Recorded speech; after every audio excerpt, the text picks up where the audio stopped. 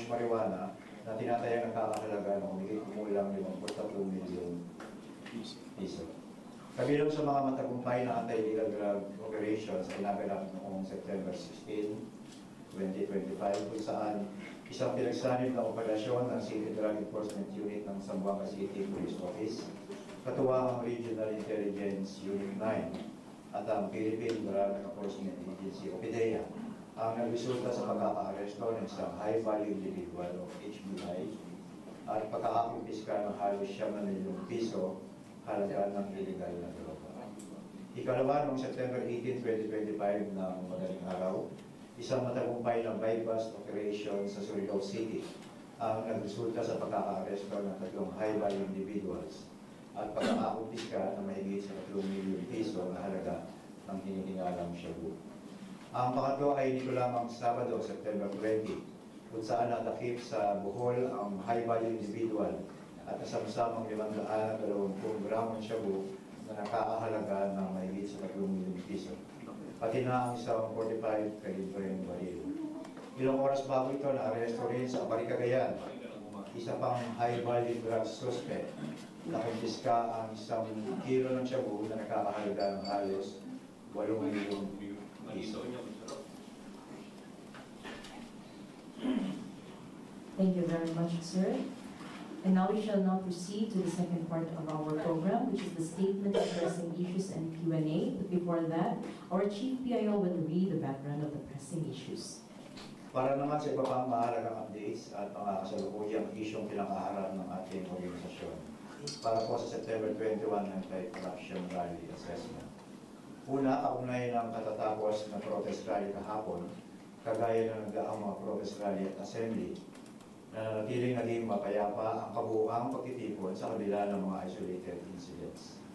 Wala tayong naitalang namang malaking insidente maliban sa nangyari pagsunog sa isang trailer truck sa May Ayala. Para pa sa ibang mga detalye ay narito ang ating NPD PIO later on para at-text ng Directorate for Operations para ibahagi sa inyo ang karagdagang impormasyon. Para naman po sa update ng kaso ng 22 accused involved in 990 kilograms na shabu. Pangalawa, hindi rin lingid siguro sa inyong kaalaman ang pinakamuling kaganapan sa kaso ng akusado kaugnay ng 990 kilograms shabu. Na kung saan nandito po mamaya para sa ating questions and answer ang ating Deputy Director at ang PIO ng Legal Service para po sa ating questions and answers. Maraming salamat at magandang araw. Thank you very much, sir. And now may we call Police Major Philip Ines, PIO MPD, for the initial report on arrested rallies.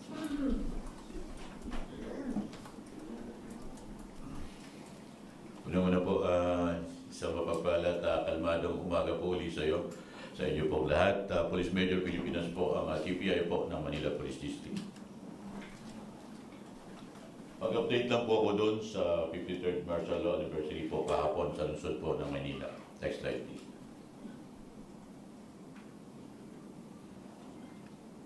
I-update po lang natin, ilan po yung na-arresto natin, ilan po yung mga injured personnel natin, ano po at saka ano po yung mga possible nating isasampa dito po sa mga nahuli po natin. Next slide please.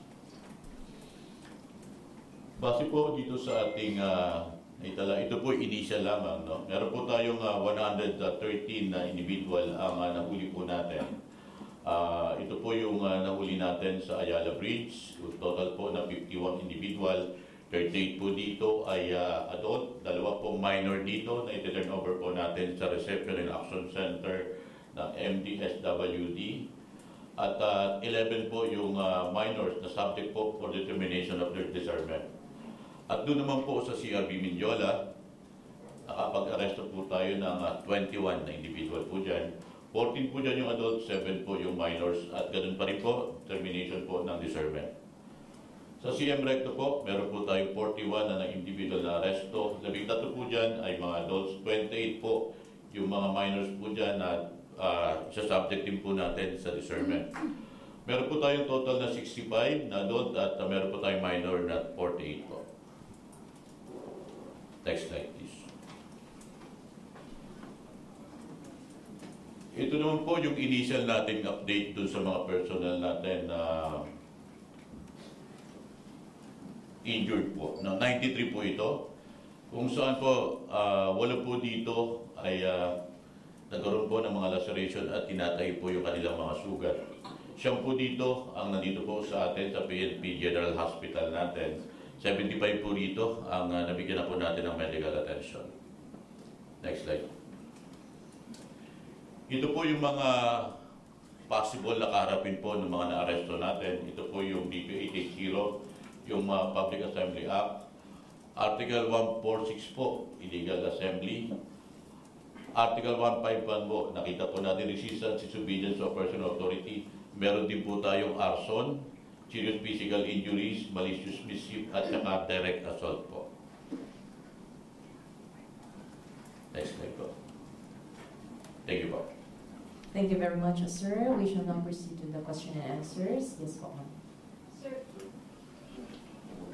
Sir, good morning po. Doon sa nangyari kahapon na nagkagulo doon sa Medjola, can you tell us now, paano po ba nag-umpisa to? Kasama ba yung mga naaresto na yon doon sa mga nag-rally doon sa Luneta? At doon pa lang ba nakita na sila ng mga pulis na possible na mag-cause ng ganitong gulo?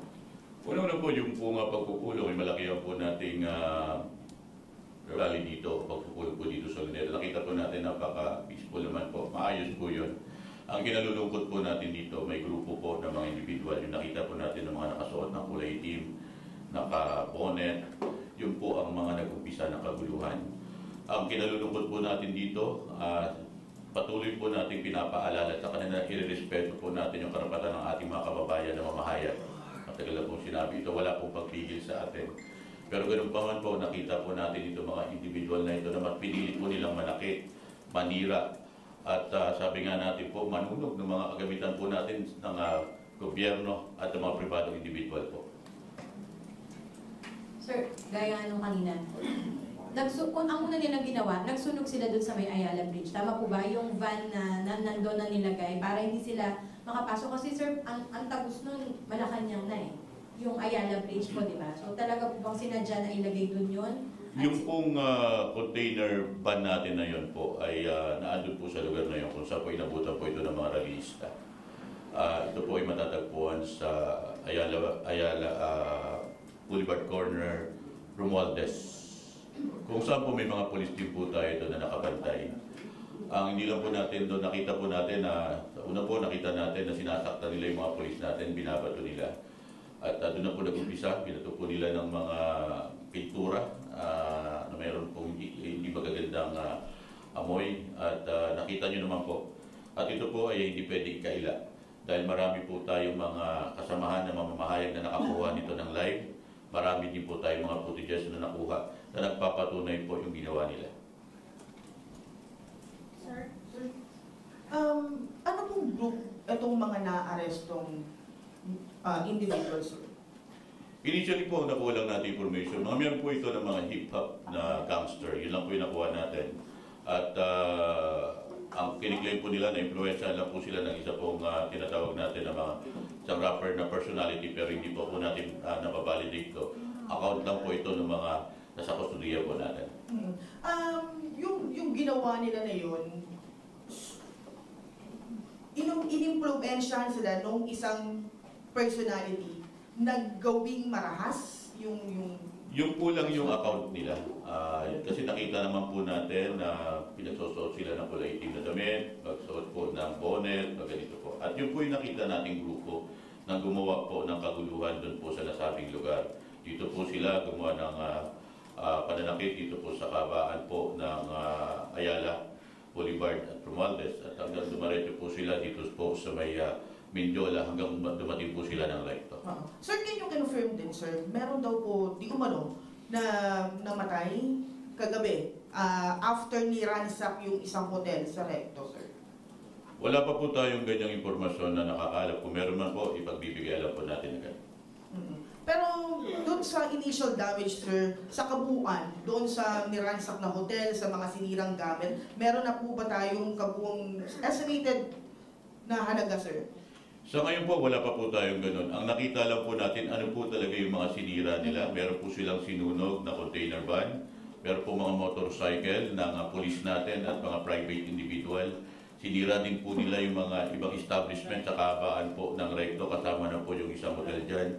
Kasama na rin po yung isang opisina natin, ang District Mobile Force Battalion, sinira din po nila at niransak po nila yon.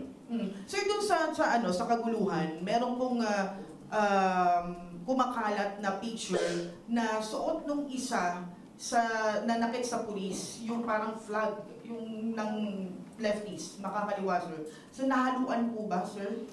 Isa po sa mga tinitignan natin yan, yung mga ganong informasyon po. Ang sa atin po dito, nakita lang po natin yung hayagang paglabag nito mga individual na ito. Ongoing pa po yung pag-iimbestiga at lahat po ng makukuha natin dito ay pagpapibigay din, alam po natin sa ating mga kaibigan sa pamamayan. Last on my answer, gaano, ano po yung mga nakuha dun sa hotel na niransak, at saka po yung amount, kung gaano karami minasaktan po ba, sir? Initially po, kinukunan pa po ng statement yung mga staff po ng hotel na yon. Pero sinasabi po nila, initially nakuha yung cellphone nila at iba pang mga valuable items po nila. So far po, ongoing pa po yung pag-iimbestiga, yung pag-account kung ilan po yung mga nakuha. Ang sa atin lang po, nakita po natin kung ano po yung ginawa ng mga individual na ito. Nakita nyo naman po yung paninira sa mga kagamitan ng gobyerno at mga pribado. Pati po yung mga street lights po natin doon sa kahabaan ng Recto, sinira po nila, pininturahan po nila. Despite na nanawagan na po yung ama ng lungsod ng Maynila, na huwag po nilang gagawin yon. Pero sabi nga po, kinipit-galikat po nila ito at mas pinili po nila na manakit at manira ng ating mga, manakit po ng mga kapulisan natin at manira ng mga kagamitan po ng mga pribado at ng ating pong gobyerno. Sir? Major. Sir, morning. Sir, yung mga nakaitim na sinasabi nyo na naka-bonnet pa, base sa investigation nyo po, dala ba ito ng mga ibang mga protesters? Kumbaga, bit-bit ba nila ito o ito ay bagong grupo na talagang ang gusto lang ay manggulo doon sa ginawang protesta? Nakita lang po natin na pumunta po sila doon sa lugar, yung mga grupo na yun, na nakita po natin ng mga naka-kulay team na damit, naka-bonnet at naka-face mask po yung iba. At kung ano pong grupo, wala pa po tayo doon, nag-iimbestiga pa po. Sa atin lang po, nakuha lang po nating initial po na information, mayroon po sila ng mga hip-hop gangster, na na-influensyan po sila ng isa pong rapper na isa pong personality.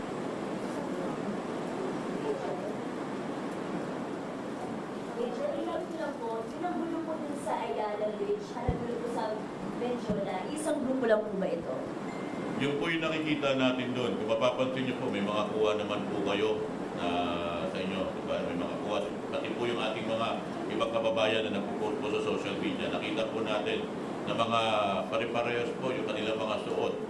Sila po yung mga naka-bonnet, naka-face mask, naka-kulay itim na damit. Tapos Major, nagkaroon po ba ng putukan sa nagkaroon po ng palitan ng baril po sa pulisan natin saka sa mga... Wala po tayong gano'n, ma'am. At sabi nga natin, nakita rin po natin, isa po sa tinatanong sa atin yan. Nakita po natin doon sa isang video na social media na sinasabi po mayroon pong putok na narinig. Ito po ay monotone na galing po doon sa mga nanggugulo po sa lugar. Pero Major, sunod-sunod po kasi yung putok ng baril po, putok po nung narinig po nung time na yun. Na ang description nga po is parang New Year nga po kasi sunod-sunod. And then may mga nagsitakbuhan po.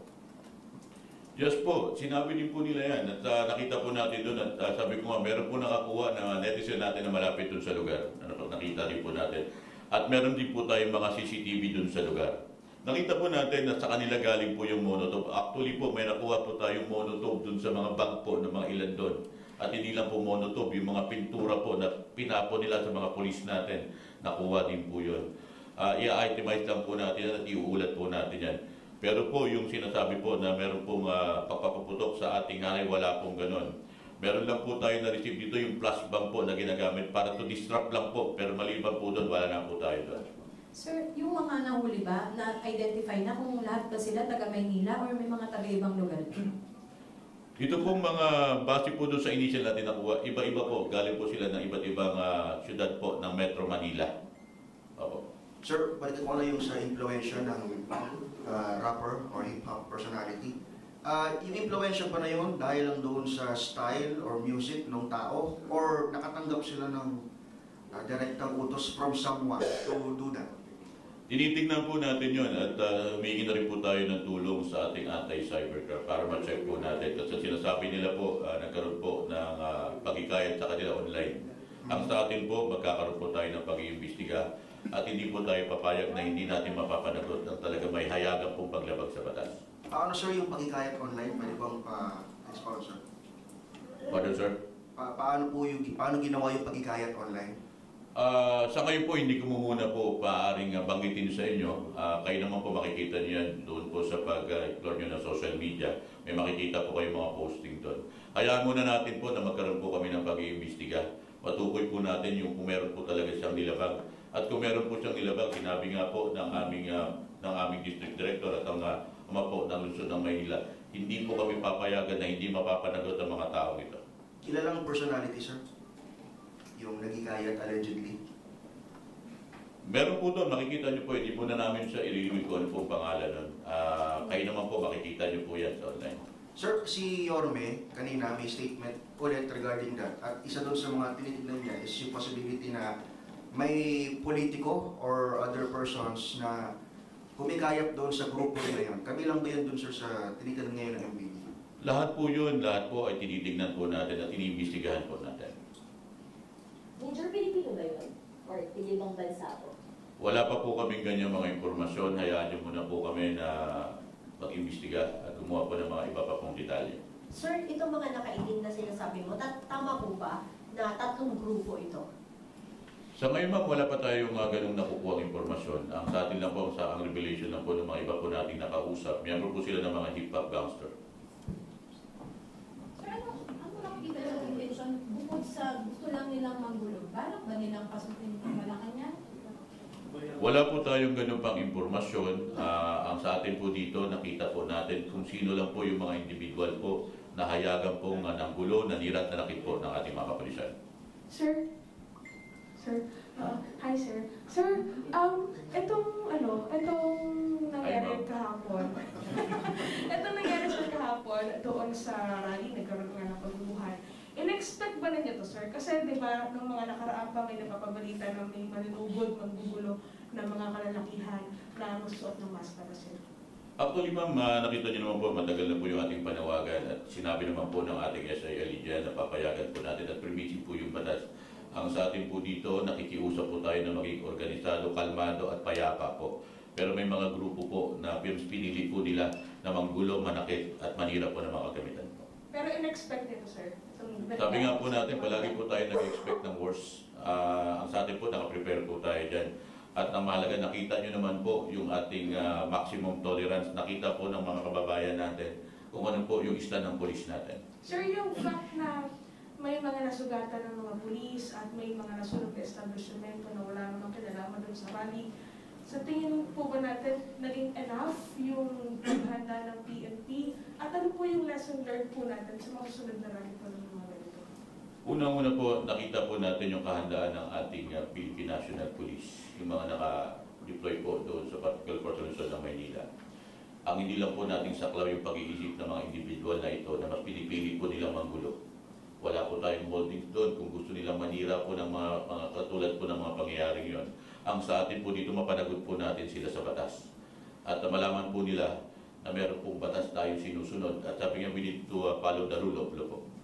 Sir, may information po ba kayo kung nabayaran ba itong grupo na to or pinrovide ba sila ng mga gamit, yung mga molotov, yung mga pinturang ginamit nila? Were they provided or binayaran sila? Ang tingin po talaga natin, may mga paghahanda po sa kanila kasi nakunan po natin sila ng mga monotop at saka mga pintura at iba pang panunog. Yung mga tanong nyo po, kung meron po nagbayad, wala pa po tayo nakukuha ang ganyang impormasyon at pag-iimbestiga pa po tayo. At kung meron pong lalabas na meron pong mga behind dito, ay mananagot po sila. Sir, as for lang sir,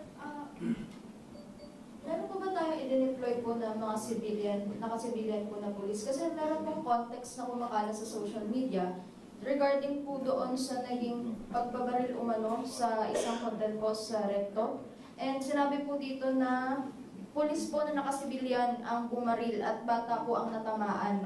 At yung bata daw po ay kasalukuyang patay na. So, gaano po katotoo yung mga pahayag na ito, sir? Wala po tayong ganong impormasyon. Sinusunod po natin yung standard operating procedure pag may mga ganitong General Assembly po natin. At alam po ng kapulisan nyo yan kung ano po. Mataas po yung pagrespeto natin dito po sa freedom of expression ng ating mga kababayan na ginagarantihan po ng konstitusyon natin.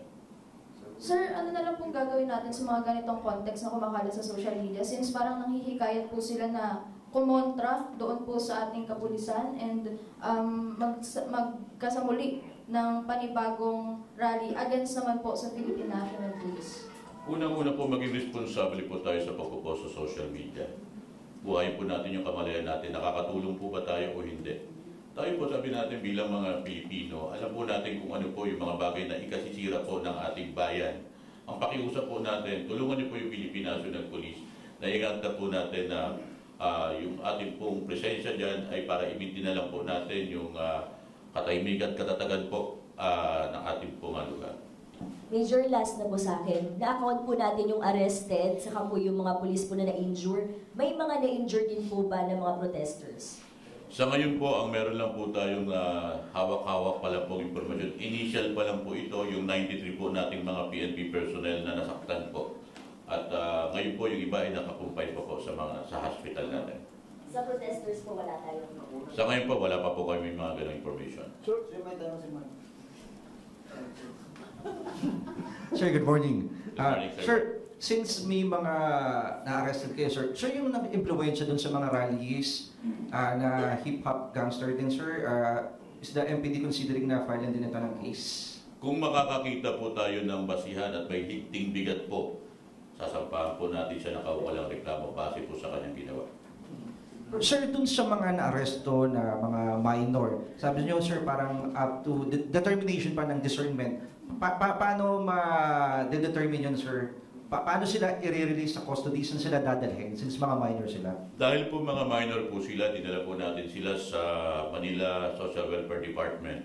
At yung mga social worker po, magkakandak po dito ng description po nila, yung pinatawag po natin na determination of discernment. At kung lalabas po na to na they acted with discernment, mananagot po sila sa batas. Paano de-determine yun, sir, na meron silang discernment? Yes po, may proseso po tayo dyan at yan po ay ginagawa ng mga social workers po natin.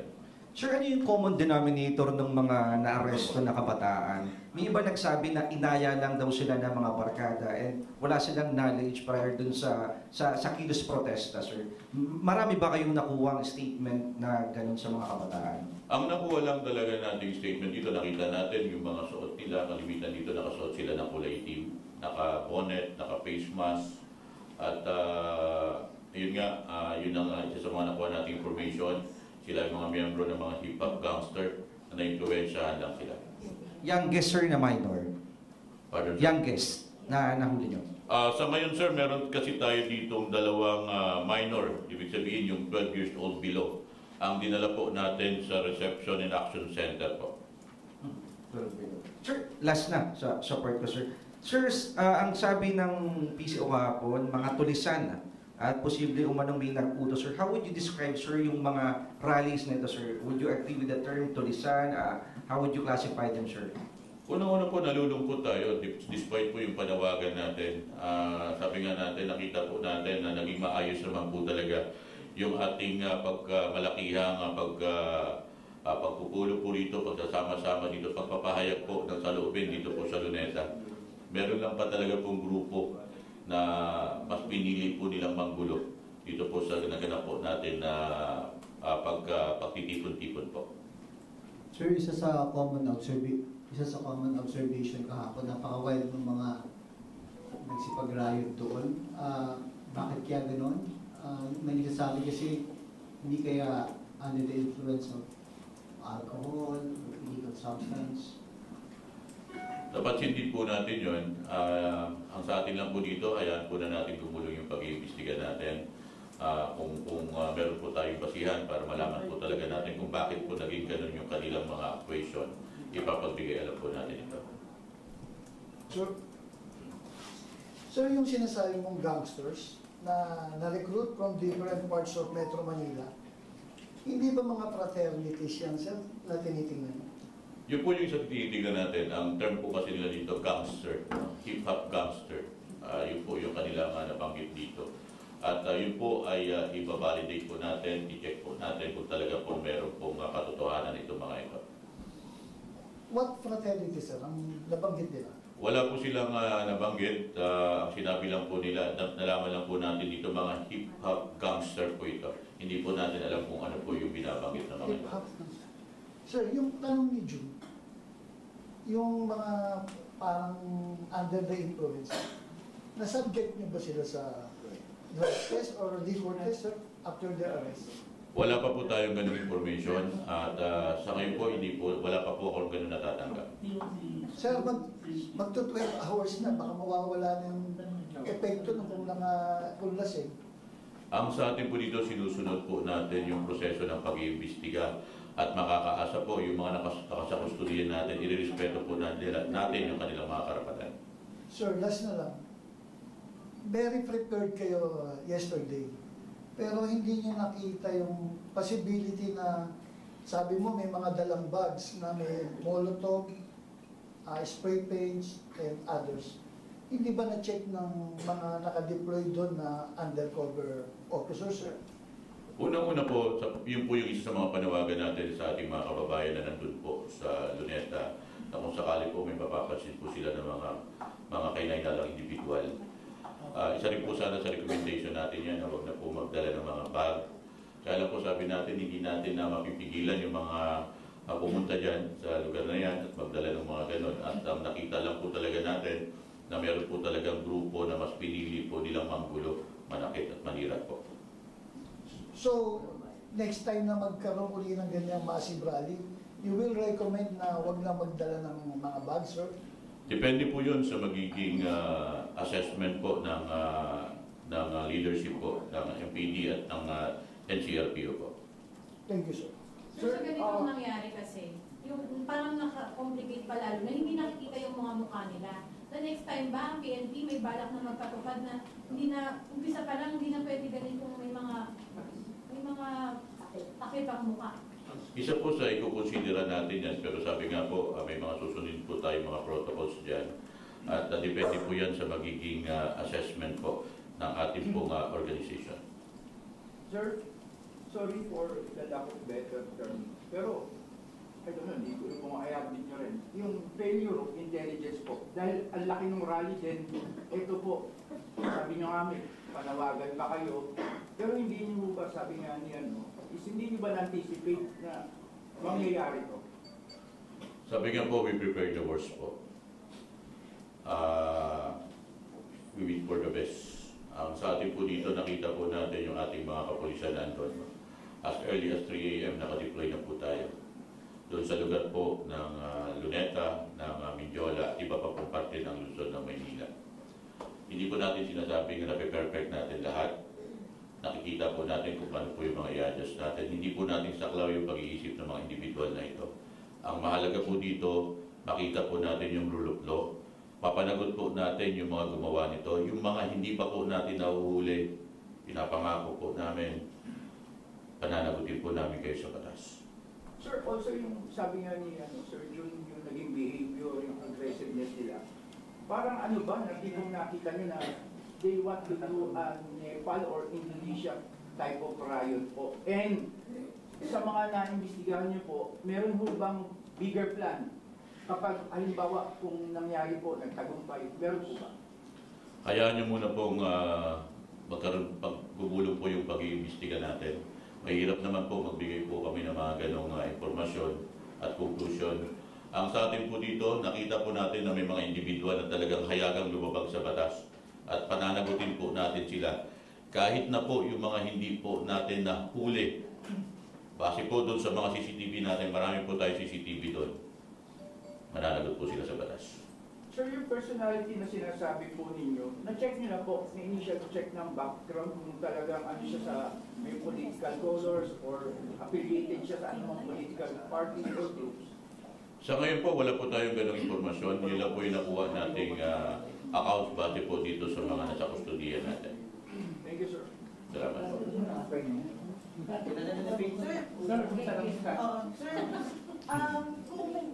inaresto daw po yung viral na nananawagan na ibaba ang presyo ng fishball, ng ikyam, ng kwento. Inaresto po ba yun? At ano kung inaresto, ano yung paglalagay? Kung naaresto po yun, yung sinasabi nyo na yun, no? Nakita po natin na meron po siyang hayagang paglabag sa batas. Hindi po natin naarestuhin yung mga taong wala talagang kinalaman. Sabi ko nga po, nakita nyo naman po, meron po kayong mga sariling mga kuha niyan. Nag-circulate po yan sa social media. Makakaasa po kayo na wala po kaming aarestuhin, na wala po talagang kinalaman doon. Ang ina-assure po natin, kahit hindi po natin kayo na-aresto, sisiguraduhin po namin, pag nakahanap po kami ng mga ebidensya base po sa mga kuha ng CCTV, pananagutin po namin kayo sa batas. So, anong klaseng paglalagay? Sarado na din kasalanan niya. Sino po? Yung viral.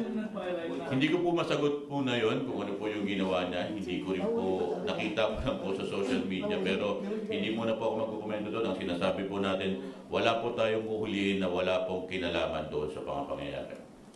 Major, yun viral din po na parang nababok yung ulo niya habang inaaresto po. Yung mother niya nag-aabang sa FTV kasi gusto niya pa-CT scan. Kamusta po yung lagay yun? Sa ngayon wala pa po akong information doon. Kung nasa kustodiya po natin, lahat po ime-medical yun. At sabi nga, makakaasa po kayo na irespeto natin po yung karapatan ng bawat isa. Any more questions, Sir Salman? So, hearing none, thank you very much, Sir. Police Major Philip Ines, PIO MPD. Happy birthday, sir. Ito yung isang pinakamasaya kong birthday ngayon. Maraming salamat po. Thank you very much, sir. And once again, happy birthday.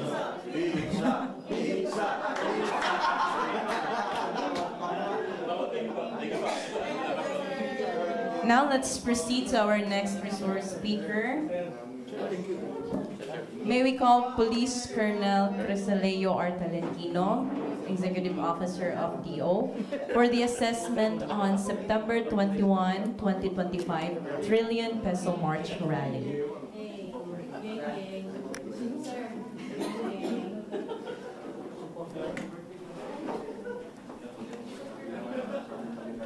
Good morning, everyone.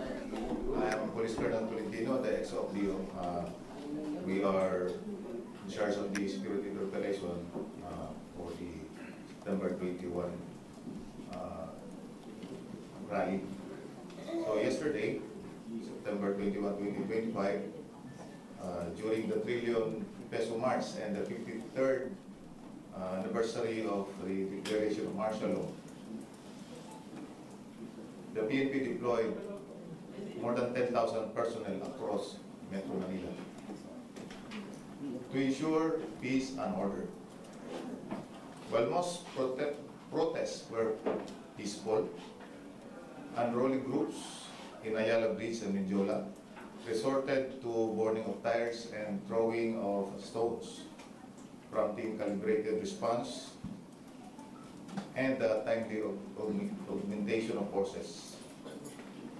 As of last night, 121 policemen were reported injured and 113 individuals arrested for various violations.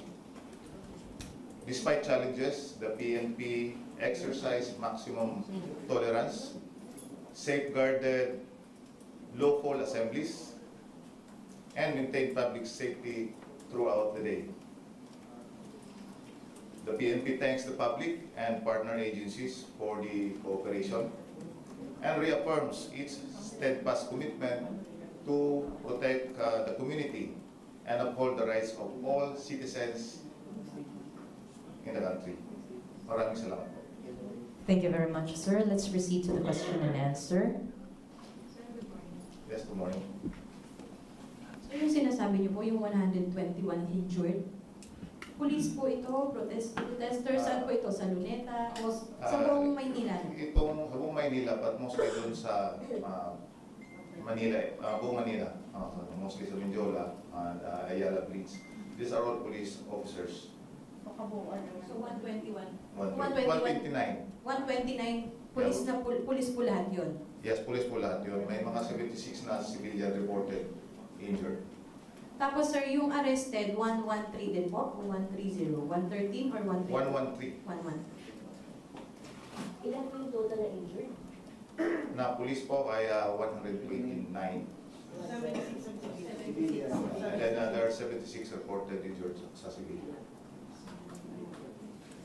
Sir, can you share po yung fight break, yung naging action po ng mga polis natin? Ay, hindi ba late yung naging response nila? Parang yung sa ano ng tear gas, ng babato na po, yung mga ganun po ba is hindi na po ba kailangan ng special response po? Kasi nananakit na po eh. Nanakit na po yung mga rallies, and then Yes, sir. Can you say na hindi ba naging kahit sa mga naging late po yung response na? kasi nga emphasize nga natin yung maximum tolerance. So ayaw natin yung premature mag-overreact yung ating kapisa. Sir, sorry no, kasi yung maximum tolerance na sinasabi niyo po, hindi po naintindihan ng lahat. Hanggang saan po pwedeng i-apply ang maximum tolerance? Well, judgment call yan sa commander on the ground. So, iba din kasi yung nakikita natin. While we were monitoring dun sa ating live head sa PCC, hindi natin ramdam kung ano yung naging perception ng commander on the ground. Sir, doon sa maximum tolerance, hindi po ba sumobra naman? Kasi umabot sa punto na parang naging out of control yung situation. Well, meron talagang gano'n, no? Pero nakita naman natin na regain nila yung area. Then they were able to regain momentum also. Sir, sa kabila ng mga maraming nasugatan, 129 sa pulis, 76 sa civilian, may aresto na 113, may mga pagsusunog na nangyari. Ano po yung assessment ng PNP talaga doon sa kabuuan ng protest o kahapon? Well, sa kabuuan, lalong-lalo sa buong Pilipinas, ay generally peaceful, except yung halong nangyari sa Manila. Kung saan, of course, in every security and public safety operations ng ating kapulisan, magkakaroon tayo ng debriefing. So, we'll be evaluating some issues na pwede pang ma-improve. Sir, sa pagkakang kayo ng watches, meron bang mas malinaw kayo ng information tungkol dito sa rapper na nag-influence sa mga... Well, as far as the Directorate for Operations, kailangan din namin i-coordinate with the Directorate for Investigation, Intelligence. So, I believe ongoing naman yung validation. Doon sa mga nag-pandaw, allegedly, meron yung information na mas malinaw. Sa ngayon, hindi pa makapag-anong biro dahil kailangan pa namin kunin yung mga ganong information from Directorate for Intelligence. Sir, kayo, dito po ba sa NHQ, meron na kayong malinaw? Paano talaga nagsimula? Kasi merong report na ito daw mga nakaitim na nakamaskara, nandun din sila mismo sa Luneta Rally. Ito hindi sila part ng organizer. Nandun din sila, doon na daw unang nagpaputok ng Molotov eh. Then after the dispersal, saka sila nagpunta dito sa Ayala at yun na. Well, we have this impression na yun nga, palipat-lipat sila and sometimes na humahalo na sila sa ibang grupo. But still, we are waiting for the validation of DI. It's ongoing pa yun. Sir, yung 76 po na civilian na injured, saan sila na-injured? Ito na po ba yung sa Manila? Mostly sa Manila, but figures lang sa yung binigay pa ng ating health service. So as to the details, we still have to Ito po, sir, ito mga civilian na binabanggit na 76, protesters ba ito? Ito yung, yung mga bystander lang? Hindi na ako pa ma-identify sa ngayon na halo-halo na ho siguro kasi nga tatakbo. Anong mga injury nila, sir? Sorry po, hindi ko masagot yan dahil ang ating health service lang po ang nakakalam as to the details of those 76. Sir, can you say na hindi naman talaga nila parang intensyon na magkaroon ng yung malaki ang masasaktan. Kasi kung ano po, ando sila sa Luneta Rally, then there pa lang kung ano, gusto nila talagang maraming masaktan, malaki, doon pa lang po. Pero ang tinarget po is malapit, a few meters away from Malacanang. Ano pong masasabi niyo? Well, yan ay subject pa rin po ng further study and evaluation. Yung our Directorate for Intelligence plays a vital role in this aspect.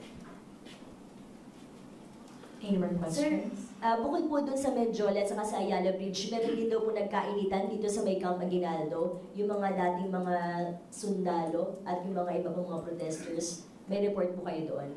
So far as DO, wala pong nakarating sa amin except dun sa nakikita natin na sa live feed na may mga grupo na nagbabatuhan lang ng mga plastic or plastic bottles.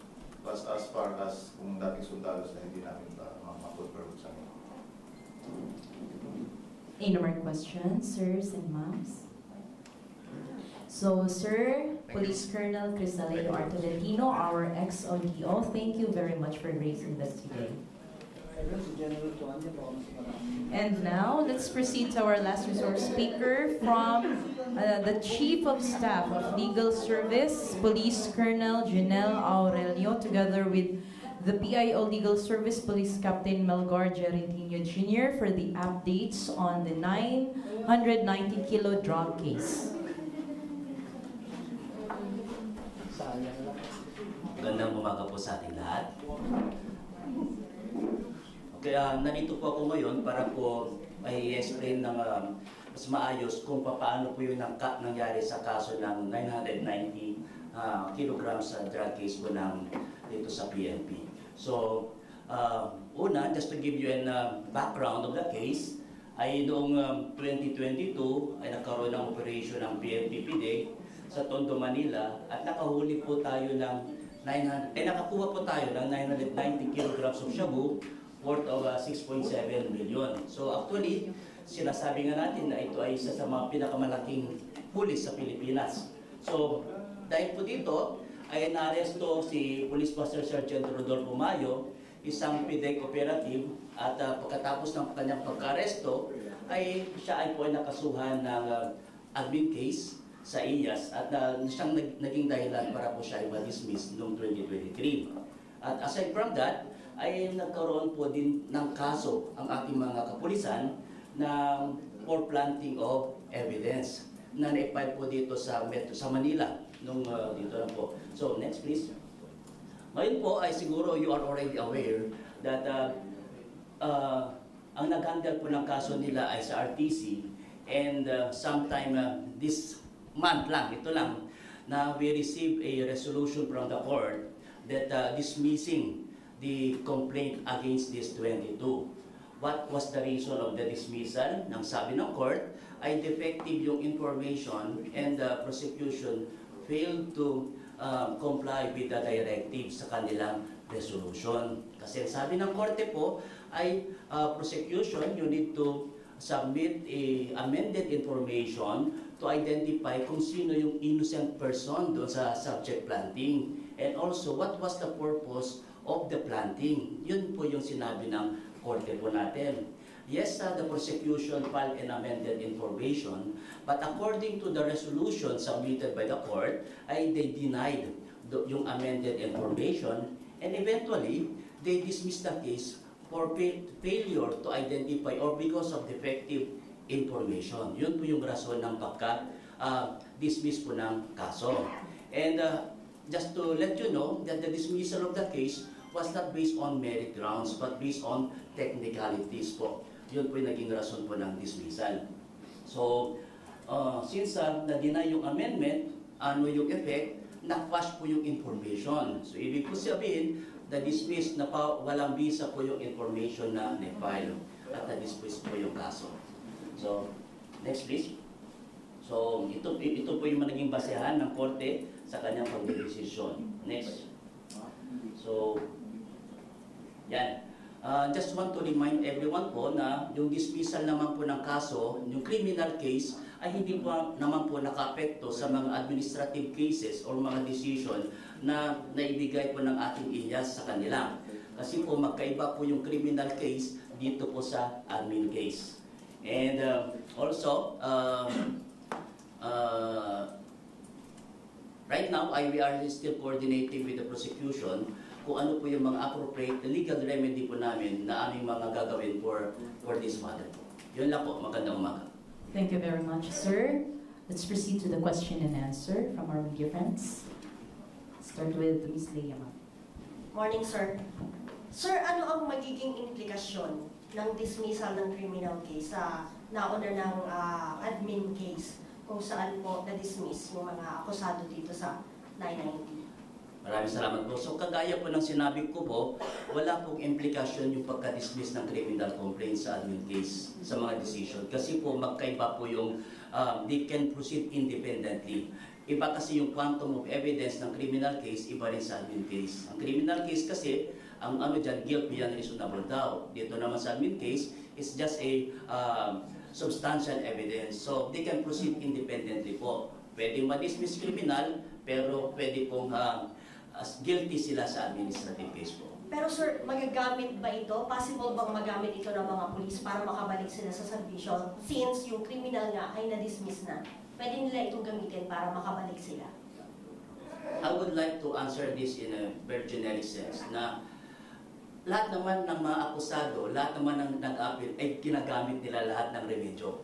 Ano po? Pero as to the weight of evidence, kung ito ay pwede, ay depende na po siguro sa ating mga IAS at okay, sa mga quasi-judicial bodies po natin. So, Sir, si Master Sergeant Mayo ay nakakulong. yes po, nakakulong. Sir, dahil nga na-dismiss itong kaso na ito, makakalaya na ba siya? I don't think so kasi meron pa po ata siyang pending case.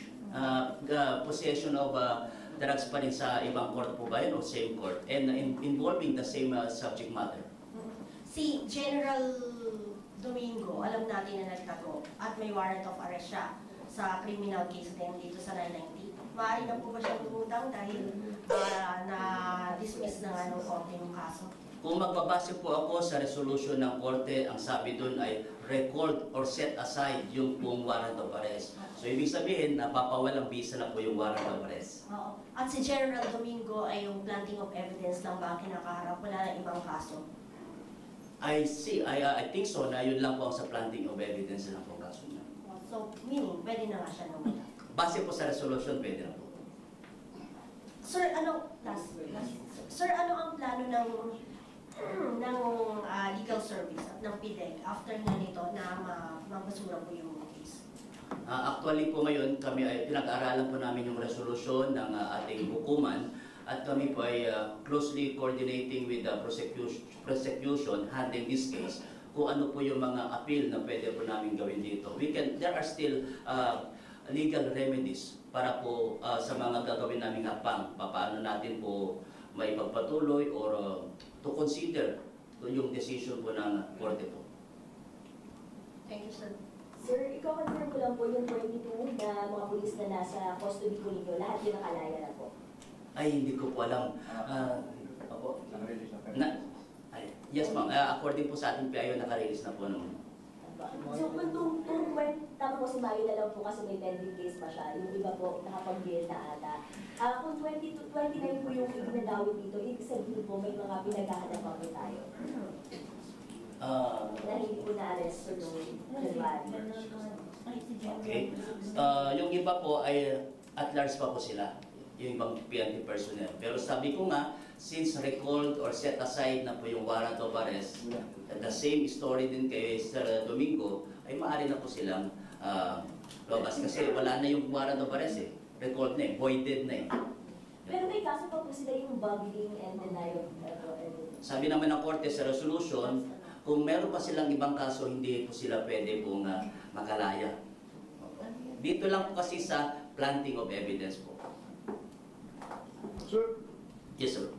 so yung sa one of the 22 na na-quash yung warrant, sir. One of them is Colonel Olonan. Yes.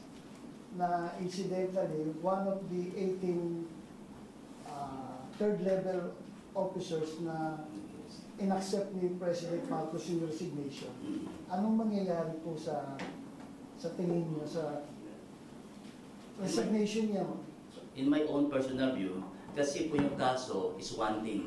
Yung pag-resign niya ng yung courtesy resignation is naman is other thing. So that is two acts po yan eh. So magkaiba po yun. So kahit sabihin natin na sila ay na-dismiss sa kasong ito, but you accepted the resignation which was accepted by the President, then mag-effect pa rin yung resignation po niya. Sir? Yes, sir. Nabanggit nyo, na-dismiss due to technicality. Due to defective or due to, because the facts, sabi nga dito, I just want to quote, sabi sa court, the dismissal was due to the facts averred in the information do not amount to the offense of planting of evidence. So yung information kasi na ispinal ng ating prosecutor, ay sabi ng korte, ay bakit dito wala yung mga pangalan ng innocenteng person na subject ng planting. Yun ang sabi ng court. So ilagay nyo yung pangalan. And also, ano ba ang purpose ng planting? Will it incriminate or implicate ba siya sa isang crime? Yun po yung wala sa information. Kaya sabi ng court, i-amend mo yan. I-amend mo yan, ilagay mo yan. But sabi ng court, ito yung sabi ng court ay although nag-file ng amendment ng ating prosecution ay hindi na-satisfy ang court doon sa kanyang directive. So he denied, the court denied the amendment. Sir, bakit ganun yung nangyari? Parang sanay naman ang mga pulis na magsampa ng mga kaso dahil lagi naman kayo na nagsasagawa ng mga drug operation. Bakit parang pagdating dito sa 990 ay ganon, hindi na-satisfy yung court? Bakit nagkaroon ng butas, nagkaroon ng may issue ng technicality? Ibig sabihin po ba hindi nagawa ng maayos ng abogado, ng PIDEG that time, hindi na pag-aralan yung isasampang kaso, kaya umabot tayo na may technicality hanggang sa mapasura nga itong kaso na ito? Gustuin ko man po sana sagutin yan pero wala pa akong personal knowledge kasi po hindi po hindi po kami nag-handle nito. So we will look into the records kung ano po yung dahilan ng pagka-dismiss, kung mayroong kakulangan sa amin o kakulangan sa prosecution. But rest assured na kami po ay magtutulungan kami sa PIDEG, sa legal service at yung prosecution para po maayos po ito. And we will inform you po kung ano po yung pag-usapan ko na. Sir, pardon my innocence. Hindi ba parang mapapalakas pa nito yung kaso against naman kay Mayo doon sa illegal drugs, yung drug case niya? Kasi kung na-dismiss yung planting of evidence, parang pinapakita nun na talagang kanya yun, na walang pinlantang ebidensya sa kanya. Kung magbabase lang po tayo sa resolution ng court, I don't think so na makakapek po yun. Magkaiba kasi ang element ng planting sa element ng illegal possession. Dito, yung element ng planting hindi napatunayan, pero malay natin, base sa mga isasabit na ebidensya sa illegal possession, ay mapapatunayan. So, sir, not off the hook pa rin yung 22? Yes po, yes po. Kami po naman ay meron pa naman tayong mga legal remedies sa mga ganito po. Any questions, sir? Okay na. Thank you. Maraming salamat po. Thank you very much, Colonel Janelle Aurelio, our Chief of Staff of Legal Service. And now, may we request once again our Chief PIO for his closing statement. Pwede mo wala mo ng closing. Thank you. Pwede mo wala mo ng closing para magkaroon kami ng... Huwag lang details kasi yung details tapos naman. Not about exactly the booking. Balikan natin yung issue. Sige, go ahead. Hindi, yung muna, doon muna tayo sa katanungan na binigay natin kung may doon tungkol sa promotion ng mga PNP member na may kaso na tinatanong kung bakit ang recommendation na kapag ang PNP daw ay may kaso, ito daw ay sana hindi na mapromote. Pwede makita yun. Ito po kasi ang basihan, ito po ay kasalukuyan subsystem. Ito po yung Republic Act 9708. As a general rule po kasi, ang sinasabi ng RA 9708 pagdating sa promotion ng PNP, the filing of criminal complaint against a police officer before the Department of Justice, Prosecutor's Office, the Ombudsman, shall not be a bar to promotion. Meaning, hindi dahil nakasuhan po ang miyembro ng Philippine National Police, ito po ay hindi na siya eligible for promotion. Yun po ang general rule. Pero meron po dyan exemption. Ang sinasabi po dyan, kung ikaw ay nakasuhan, kung ang probable cause ay masyadong malakas, ito yung exemption na hindi applicable yung RA 19708 na general rule. Meaning, pwede ka lang hindi muna mag-promote. Ngayon, meron uling exception to the exemption. Halimbawa, mataas ang probable cause na kinaso sa iyo, sinasabi ng PNP, hindi ka dapat mag-promote. Pero kung itong yung kinaso sa iyo, mataas pa ng probable cause, ay hindi naman na-resolve within 2 years. After 2 years na hindi siya natatapos ang kaso na re-resolve, pwede na siya mag-apply ng promotion. So yan po ang basihan. Wala po tayong magagawa. Sapagkat ito po ang pinaka-latest, yung RA 9708, sinusugan niya yung RA 6975 at RA 8551 pagdating sa issue ng promotion, kung bakit may mga PNC personnel tayo na nakakasuhan pero wala po promote na rin. Tingnan natin yung halimbawang example na kapag ang polis natin ay in line of duty, yung kanyang trabaho at siya nakasuhan, makikita natin na posibleng bumaba ang moral ng mga miyembro natin na ikaw yung trabaho in the line of duty at kapag ikaw ay nakasuhan na hindi ka nang eligible for promotion. Kaya meron tayong batas para sa copy natin yung mga insidente na kapag may kaso ang police in the line of duty, ito yung protection niya. Sa general rule, hindi siya bawal mag-correct dahil sa RA 9708. Maraming salamat. Sinasabi kasi nung iba, parang lumalakas yung loob ng ilang tiwaling police na hindi sila nag-ano makapanagot. Kung makakasuhan sila dahil eligible pa rin sila for promotion po. Kaya sinabi niya kanina na depende sa bigat ng kaso, yun po yung pananaw po kasi ng iba. Ano yung thoughts po ninyo? Mag-depende po kasi ito sa magiging kaso na miyembro ng police kapag sila yung trabaho. Sinasabi nyo na lumalakas ang kanyang loob. Specific po yung sinasabi ng RA 9708, ito po yung bibigyan ko kayo ng halimbawa. Ito po yung mga kaso na makikita natin sa revised penal code ng violation ng human rights. Pag tinignan mo yung human rights violation sa revised penal code, ito yung may example po. Meron tayo dito ang halimbawa, makikita mo yung slavery, ang typical na nakikita natin yung mga torture, degrading treatment, ang pinakakilala natin yung arbitrary detention. Kapag ito yung mga kaso nila, exemption sila agad.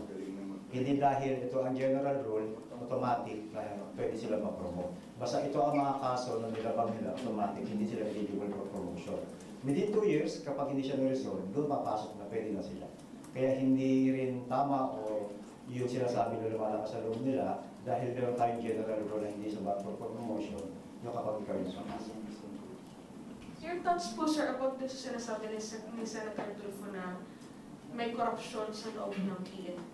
Ang sinasabi po natin, ang Philippine National Police ay pinatutupad ang kanilang mga polisiya para po walang discretion ang sino mang miyembro o kahit isang miyembro ng Philippine National Police sa pagpapatupad ng mga polisiya. Halimbawa, ang polisiya natin ng promotion, kaya meron tayong policies, NAPOLCOM policies, PNP policies, RA 9708, ito po yung sinusunod natin. Kung wala tayong discretion, kung ano lang nilalaban ng ating batas, nilalaban ng ating mga polisiya, ito lang po yung pinatutupad po natin. Yes, sir, yun. Well, sir, sa likod mo kayo dyan. So, balikan lang po natin yung nangyari kahapon. Bigyan niyo nga po kami ng clear picture ng direction ng investigation. May mga sinasabi kasi may rapper, tapos meron daw allegedly, merong dating politiko, ng lawyer, ng fan. Saan po ba ang direction ng investigation? Doon muna tayo sa general assessment na nabanggit o nilabas po natin. Sinasabi po natin, sa kabila ng mga isolated incidents na nangyari specifically doon sa Port ng Ayala Bridge, sa general nang nangyari general assessment po natin, naging payapa sa kabuuan yung naging protest rally kahapon. Kaya po inihiling ng Philippine National Police, nakita rin ang personal ni SIM kahapon, sinabi niya na nakakaawa yung mga pulis na nakita natin doon sa Ayala Bridge. Kaya ang inihiling po ng Philippine National Police sa halip na mag-concentrate tayo kung ano yung ginawa ng mga grupo na nahuli, bagamat sila nakakaawa, meron silang paglaban, tingnan natin yung naging kabayanihan ng miyembro ng Philippine National Police natin. Tinatanong lang ilang grupo natin, ano ba ang extent ng maximum tolerance? Doon nyo makikita ang tunay na kabayanihan ng Philippine National Police sa kabila ng ina-agitate sila, binabato, sinisipa, sinasaktan, pero ilang minuto bago sila nag-react lang sila nung meron na nasusunod na kung saan ito ay tahasa paglabag na sa mga batas. Especially ng batas BP 880. Pero yung paglabag ng batas na ginawa ng mga agitators o ng mga batang nahuli, doon sa mismo miyembro ng Philippine National, makikita niyo po, ilang minuto bago nila pinalagpas. O pinalagpas nila at all. Kung kumilos lamang yung miyembro ng ating CDM, kung meron ng paglabag ng batas, no, kung saan sila yung nasusunod. Yung sa investigation ko, pwede bang mas malinaw na lumalabas po na hindi nais na manakit ng mga initially na 17 na kabataan na nahuli. Napagkatunayan nilang manakit ng mga ibang protest rally, sa ibang lugar sila ginawa. Ang nais lang nila na lumalabas na sila agitator upang sakta o i-agitate yung ating mga member ng CDM doon sa Ayala Footbridge. Kaya kung mapapansin ninyo, sa initial investigation, kiniklaim nila na mayroong isang Filipino local rappers na nag-agitate sa kanila.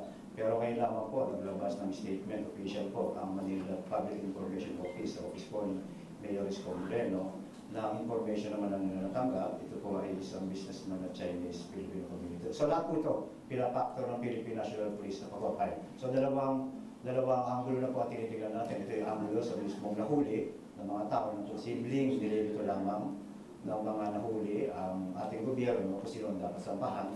Pero independent investigation na ginagawa ng Manila City Hall, may separate naman kung silang angulo ng tinutubo, kung sino yung possible na posible na nagpondo dito sa mga agitators. Sapagkat kung mapapansin natin, itong mga agitators naman po ito, wala namang mga pala.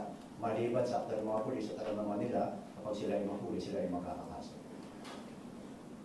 Sir, ano yung extent of injuries ng mga grabing nasaktan na polis at nasa ospital pa? Kung makikita nyo naman po ang expression ng ating mismo President Gian de Cunilla, siya po ay awang-awa sapagkat siya mismo ay nung nandun sa insidente sa Ayala Footbridge, nung makita niya yung insidente na kung saan may umano ay nagpaputok ng Molotov ban sa pagkikas ng mga agitator o realista. Sinasabi niya, awang-awa ako sa ating kabayanihan ng mga ating pulis. Kita ko kung paano na sila nasaktan, pero pinatupad nila yung ating utusan na more than maximum tolerance ang mga ganito. Sir, may mga photos kasi kahapon. Mga yan, may mga lalabas, may mga grabe yung lacerations, grabe yung injury sa ulo. Can you pakwento lang, sir, mga nabalian ng buto, nabalian daw ng kamay? Kung mapapansin niyo po kahapon, naglabasa na po sa mga social media, yung iba't ibang uri ng injuries na tinamo ng ating Philippine National Police. May nakita tayo doon na miyembro ng Philippine National Police na si CPR. May nakita rin tayo yung braso na severely injured. At may mga naputukan. Meron pa tayo nakita doon na police woman na kung saan binato ng di alam na kung klase ng ito. Ito po ay pagpapatunay na nakinig po ang ating mga CDM at ang ating police sa ground na ipatupad ang maximum tolerance sa kabila ng mga injuries na nakuha nila. Sila po ay they stood their ground para po proteksyonan ang ating po mga realista at ang bystanders po in community at large po. Ano yung tulong na bibigay dun sa mga police na na-injured? Sa kasalukuyan po, nag-iikot po ang ating Chief PNP na si General Narcantes. Nagbigay na po sa personal niya po binisita ngayon ang gawin po dyan sa health service. Personal niya binisita yung ating po mga PNP members na review. At may mga kaukulang, kasama niya po ang ating Director for Controllership para ito naman po sa financial na tulong na nakalaan po para sa ating mga na-injured na member ng Philippine National Police. Sir, sasabi niyo lang na yung maximum tolerance protect even the protesters. Tama po? Tama po. Does it mean na hindi talaga sila sasaktan ng polis? Ang maximum tolerance, sir, may karugtong po siya na polisiya ng Philippine National Police na sinasabi doon. Hanggang maaari na kung tayo ay sinasaktan, tingin natin yung ating pasensya sa pagpapatupad nito. Ngunit kapag extreme na yung ginagawa sa atin, diyan na po papasok yung polisiya ng Philippine National Police na force continue. Ibig sabihin, ang magiging reaksyon lamang po ng miyembro ng Philippine National Police na kapag extreme na yung ginagawa sa kanya, ay depende na po sa kanyang pagpapalagay kung ano namang counter-reaction ang binibigay niya sa action na nakukuha sa kanya. Sir, marami naman talaga naka-appreciate ng matitibig ng mga police, wala namang question. Pero wala po bang lapses na nangyari kung sino man naglatag na seguridad na yun? Kasi ang picture na talaga naging mako kahapon yung chaos, naging uncontrollable yung situation. Ulitin po, ang nangyari sa footbridge sa pangkalahatan, imagine po natin, ito po ay rally protest nationwide. At ito po ay nag-iisang insidente na nangyari sa NCRP o sa NPD. Kung makapansin po ninyo, sinabi po natin, po proteksyonan natin ang mga protesters, bystanders at community at large. Kaya sinasabi po natin, ito ay naging desisyon ng mga agitators, ng mga batang nahuli, at sila nahuli, pagdudusahan nila yung kanilang pagkakamali. Sir, dugtungan ko lang yung sinasabi ni Kuya Jun. Kasi parang all the, yes, maraming mga naging maayos naman. Kasi ang nangyayari, yun ang nagiging mukha ngayon eh. Yung chaos na nangyari doon sa Menjola. Kahit natatabunan yung mga magagandang naging nangyari din kahapon during the rally. Tama po, kaya nga yun nga po ang inihiling ng pamunuan ng Philippine National Police na yung nag-iisang isolated case ng insidente, imbes na ito ang i-highlight po natin, tingnan natin yung pangkalahatang kabuuan na naging heroism po ng bawat miyembro ng Philippine National Police. Tingnan din po natin yung side ng mga nasugatan natin miyembro ng Philippine National Police. Hindi po ito commensurate kung sakasakali man sa mga injury na nakuha ng mga mismong protesters na sila mismo ang gumawa o nag-cause ng injury ng mga miyembro ng Philippine National Police. Sa isolated case na yun, pupush ko lang again, i-emphasize ko na napakaganda ng ginawa lalo na yung mga nasa mababa, yung mga police. Pero dun sa isolated case na yun, wala kang mananagot doon dahil sa nangyaring kasi ang appreciation ng iba na mishandle yung situation. Supposedly po ang dapat na mawing numero 1 na problema doon sa insidente sa Ayala, yung mismo mga na-injured na member ng Philippine National Police. Pero dahil nga po, interesado ang Estado sa pagkakaso doon sa mga nahuli initially na sa yung tinatagdampay yung kanilang mga numero, sila po ay sasampahan ng kaukulang kaso. Sir? Yes, sir. Do you expect po na magkakaroon ng mga AI versions nung nangyari kahapon para sa misinformation? Do you expect po, on your part, ng PNP po?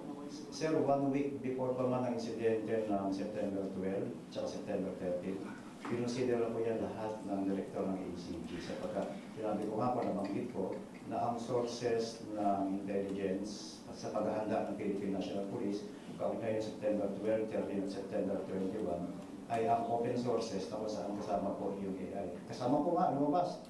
Kahapon, yung numero ng mga nakaraang mga meetings po eh. Kasi nasabi namin, kami po ay nasa PCC, mismo at saka nasa war room, nakikita namin yung actual na nangyayari po sa grounds po natin. Kaya ang AI report sir, kasama po yung sa consider niya. Sir, total number of nung crowd kahapon, lahat po ng area? Sa buong Pilipinas po, umabot po siya ng 84,000 plus po. 84,000 lang? Opo. Sa about sa Aluneta, sir, para sana magkaroon ng... Kung di po nagkakamali, parang umabot po ng 23,000. Plus, kabuuan na po yun. Sa buong NCR na po yun.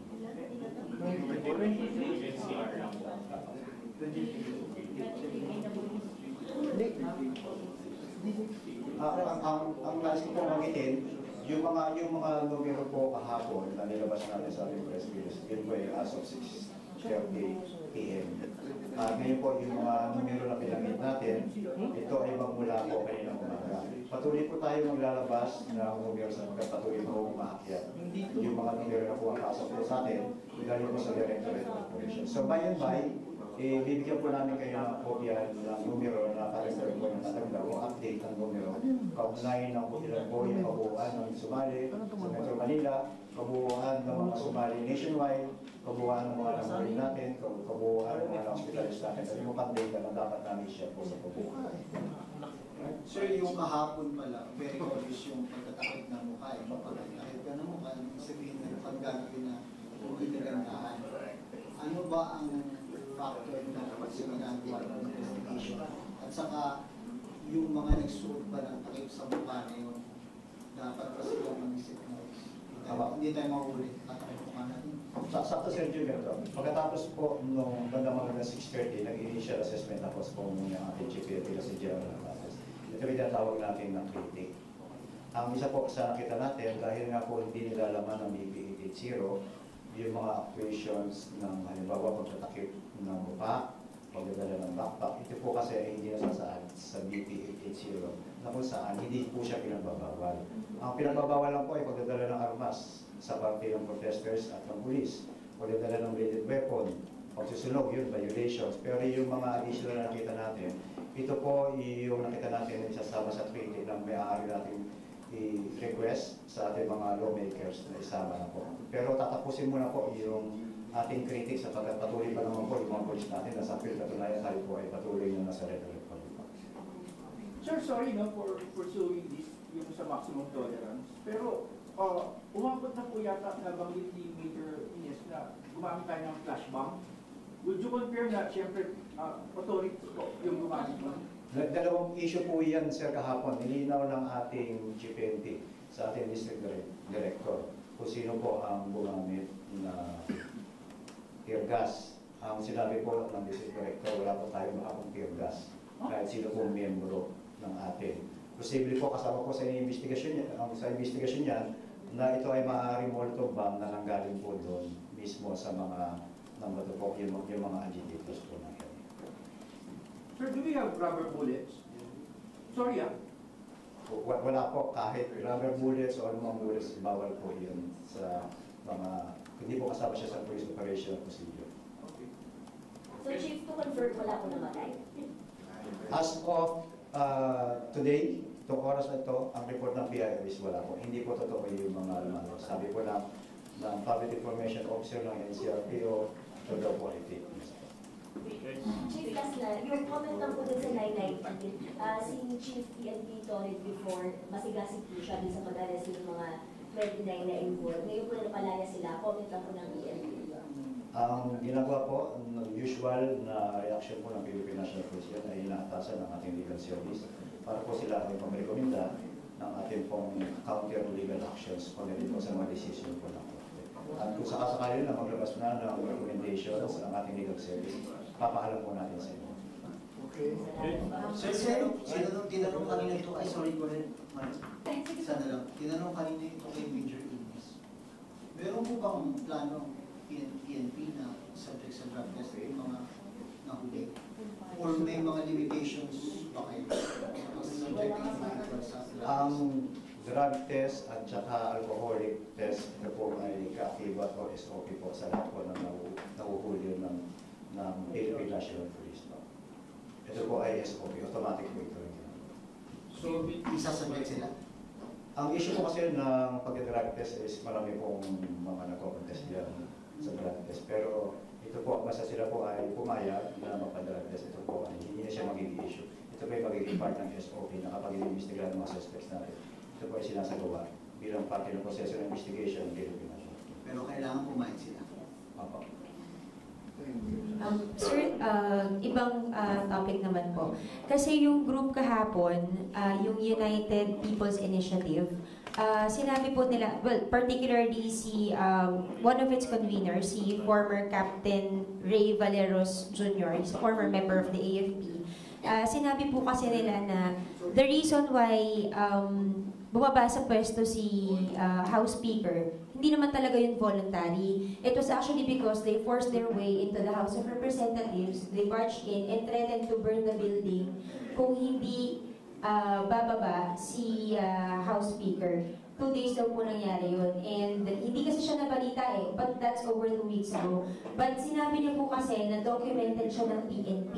Do we confirm that this incident really happened po? Nagpunta lang po kasi sila doon, may dala-dala silang mga gulong at gasolina na inilagay daw po nila doon sa vicinity ng house. So, sir, meron po ba tayong confirmation na nangyari talaga to?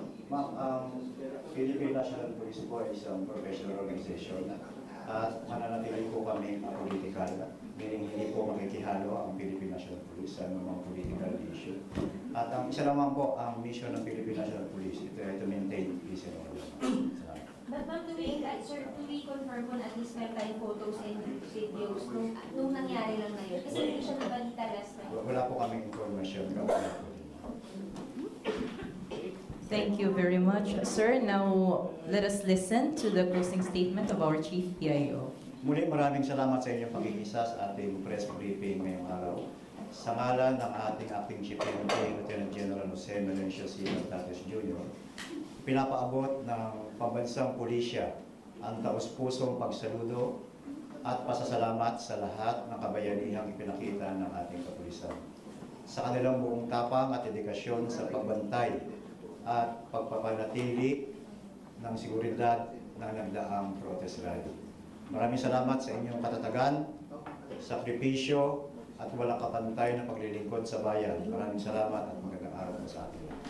Thank you very much, sir. And that concludes our press briefing.